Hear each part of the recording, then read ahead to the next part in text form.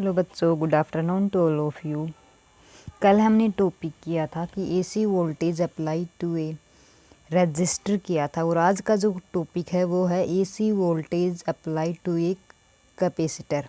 कल किया था रजिस्टर का, आज करेंगे कैपेसिटर का।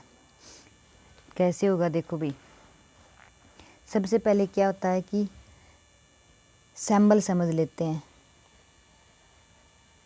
सिंबल ऑफ कैपेसिटर जो होता है वो ऐसा होता है भाई। कैपेसिटर का जो सिंबल होता है ये होता है। ये क्या कह रहा है कि लेट ए कैपेसिटर, हम कोई कैपेसिटर ले लेते हैं, is connected with A AC source, और उसको एसी सोर्स के साथ कनेक्ट करते हैं। मीन्स डायग्राम कल रेजिस्टेंस का किया था, तो रजिस्टर का किया था तो हमने रजिस्टर लगाया था। आज हम कैपेसिटर का करें तो कैपेसिटर इस तरह से कनेक्ट करेंगे। एंड क्या है, AC voltage means AC source लगाना इस तरह से। ये हमारा बन गया डायग्राम, यानी कि AC voltage apply to a capacitor. Capacitor में से एसी वोल्टेज को अप्लाइड कैसे करेंगे। ये हमारा कोई करंट आई है, आई करंट हमें ये निकालना है कि जो आई करंट है वो कितना है, इसमें करंट निकालना है। तो देखो भाई क्या होता है कि हमें पता है, कल भी किया था कि हमारे पास एक इक्वेशन होती है E is equal to E naught sine omega t. Same equation हमने रजिस्टर वाले में की थी, और ये इक्वेशन कैपेसिटर में। वेयर ई क्या है, इंस्टैन्टेनियस वैल्यू है। ई नोट क्या है हमारा, ई नोट जो है वो मैक्सिमम वैल्यू ऑफ वोल्टेज, यानी कि वोल्टेज की मैक्सिमम वैल्यू। एंड ओमेगा जो ओमेगा टी है वो क्या है, फेज एंगल, यानी कि ये फेज है। तो देखो इसके बाद क्या होता है, हमें जो इसमें क्या करना है, आई निकालना है। मीन्स ये एक आई करंट है, ये कितना करंट फ्लो हो रहा है ये हमें निकालना है, आई करंट निकालना है। तो ये वाला हमें पता है, जो Q is directly proportional to V होता है। V क्यों होता है, वेयर Q क्या है, चार्ज, एंड V क्या है यहाँ पे, voltage. Where Q is charge and V is voltage. ये हमारा फॉर्मूला होता है। इक्वेशन सेकंड ले लेते हैं। अगर हम इसको निकालेंगे, Q is directly proportional to V होता है, तो डायरेक्टली प्रोपोर्शनल का जब सिंबल हटाते हैं तो होगा CV, यानी कि where C is constant. C क्या हमारा कॉन्स्टेंट। लेकिन V हम वोल्टेज तो यहाँ पर ले ही नहीं रहे, हमारे पास वोल्टेज नहीं, हम यहाँ पर E लेते हैं। भैया देखो E is equal to E naught sine omega t, तो हम यहाँ पर ले लेते हैं CE। क्या लेंगे, इक्वेशन थर्ड CE, हम इसको CE ले लेते हैं। अब हमें क्या करना है, ये जो E है यहाँ पर इस इक्वेशन थर्ड में इक्वेशन फर्स्ट पुट करनी है। पुट करेंगे तो देखो भाई Q is equal to C हमारा एज इट इज। E की वैल्यू क्या है, साइन ओमेगा टी। क्या है, Q is equal to C E naught sine omega t. इसके बाद आपको पता है हमें जो हमारा करंट होता है I इज इक्वल टू होता है DQ अपॉन DT। हमारा जो करंट आई होता है वो होता है DQ अपॉन DT। जो आई है वो इंस्टैन्टेनियस करंट है। अब हमें इस इक्वेशन 5 ले लेते हैं। इक्वेशन 5 में हम Q जो है हमारा, Q की वैल्यू पुट करेंगे। Q की वैल्यू मीन्स इक्वेशन 4 को, इक्वेशन 5 में हम 4 को पुट करेंगे तो हमारा होगा I is equal to D upon DT। ये वैल्यू रख दो भाई, C E naught sine omega T. ये हमारी इक्वेशन बन गई 6। इसके बाद क्या होता है कि अब हमें क्या करना है, इसका डिफरेंशिएशन करेंगे। Means differentiation with respect to omega t, differentiation with respect to omega t. इसके रिस्पेक्ट में अगर डिफरेंशिएशन करते हैं तो क्या होगा, I is equal to C E naught as it is. Sine का क्या होता है, साइन का डिफरेंशिएशन होता है कोस ओमेगा टी, और इस ओमेगा टी का ओमेगा आगे, यानी कि C ई नोट साइन का कोस एंड ओमेगा टी का ओमेगा आगे। ये होता है इसका डिफरेंशिएशन, इक्वेशन 7। इतनी बात समझ में आई। इसके बाद देखो भाई हमें क्या करना है कि हमारा जो आई है हमें जो निकालनी है वो हमें साइन फेज में निकालना है। तो साइन, अगर हम इस कोस को साइन कैसे बनाएं, ऐसा कोई फॉर्मूला है जिसको हम कोस को साइन बनाएं? तो है भाई, कौन सा फॉर्मूला होता है वो आपको याद होगा कि कौन सा फॉर्मूला है कि कोस थीटा क्या होता है? Cos theta is equal to होता है साइन 90 प्लस थीटा।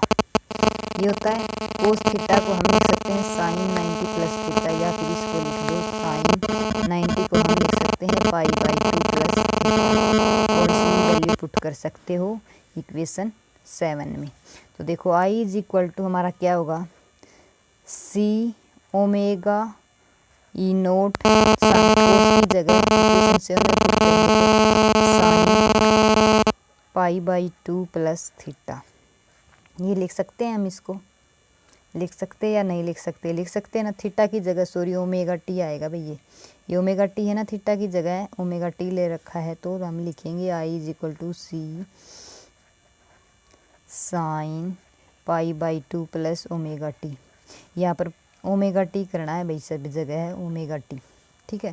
थीटा मेरे गलती से लिखा गया, ये तो समझाने के लिए किया था, यहाँ पर ओमेगा टी करने हैं, ठीक है। इसके बाद देखो भाई जो हमारा आई नोट करंट होता है, मैक्सिमम वैल्यू ऑफ करंट की, वो क्या होता है, ये वाली value C omega epsilon note. जो ये वैल्यू है इसको हम आई नोट बोलते हैं। तो जो ये वैल्यू है ये हमारी इक्वेशन 8 और इसको 9 ले लेते हैं। ये जो 9 वाली इक्वेशन है वो पुट इस इक्वेशन 8 में पुट करेंगे तो देखो भाई आई, ये वाली इक्वेशन देखनी है, I as it is C omega E naught की जगह हमें पुट करना है आई नोट। आई नोट ये as it is sine pi by 2 plus omega T, ये इक्वेशन 10। इतनी बात समझ में आई कि अब हमें करंट निकालना था। ये देखो भाई कि ये कह रहा है कि यहाँ पर करंट फाइंड आउट करना है। तो हमारे पास ये वैल्यू थी is equal to E naught sine omega t, लेकिन हमें करंट निकालना था। तो हमारे पास देखो करंट की वैल्यू आ गई कि जो आई है करंट है वो I naught sine pi by 2 plus omega T, या फिर लिख लो I naught sine 90 plus omega T, कुछ भी लिख सकते हो भाई, सेम चीज़ है, क्योंकि हम 90 डिग्री को ही पाई बाई 2 लिखते हैं। इसके बाद हमारा क्या होता है कि हमें याद होगा जो हमारा epsilon naught upon I note होता है उसको हम 1 अपॉन क्या लेते हैं, ओमेगा सी लेते हैं, और इसी वैल्यू को हम बोल देते हैं फिजिक्स में। देखो भाई ये होता है कि इसको एक्स, जो हमारा एक्स सी होता है हम इसको 1 अपॉन ओमेगा सी लिख देते हैं। इसी को बोलते हैं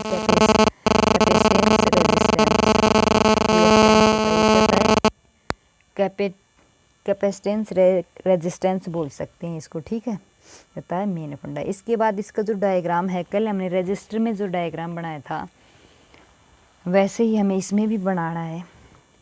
कैसे, यहाँ पर हम बना लेते हैं डायग्राम।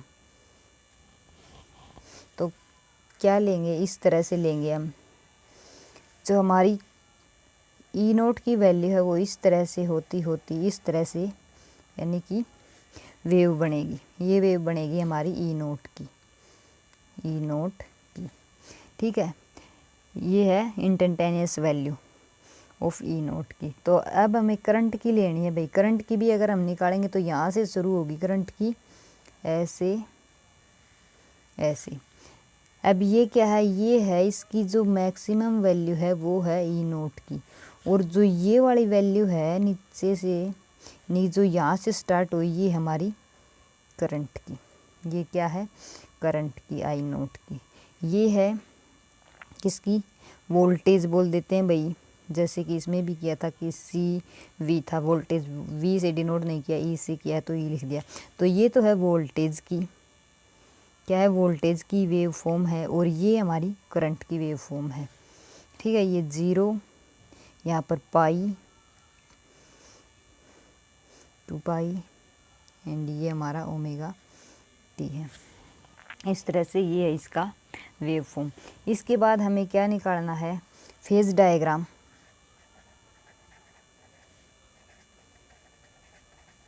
अगर हम इसका फेज डायग्राम निकालते हैं तो फेज डायग्राम में क्या होगा, फेज डायग्राम मीन्स ये दे रखा है कि हमारा जो आई है वो है I naught sine pi by 2 plus omega T, और जो हमारा वोल्टेज बोल देते हैं वो है epsilon naught sine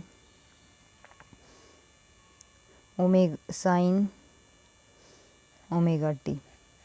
omega T को pi by 2 plus omega T लिखो, फिर कुछ भी मीन्स सेम है। तो क्या होगा, इसका फेज डायग्राम होगा वो इस साइड होगा कि मान लो ये इस साइड है, वो करंट की डायरेक्शन है, तो यहाँ पर 90 डिग्री का बनाएगी ई यानी कि वोल्टेज, और इनके बीच में जो एंगल बनेगा वो 90 डिग्री, क्या बनेगा 90 डिग्री का, 90 डिग्री का एंगल बनेगा। कि जो हमारी करंट की डायरेक्शन इस साइड है, कल वाले में बने थे कि वोल्टेज और करंट की डायरेक्शन सेम डायरेक्शन थी, लेकिन कैपेसिटर जो हमारे पास कैपेसिटर होता है उसमें क्या होता है कि ये हमारी करंट की डायरेक्शन है और ये हमारी वोल्टेज की डायरेक्शन है।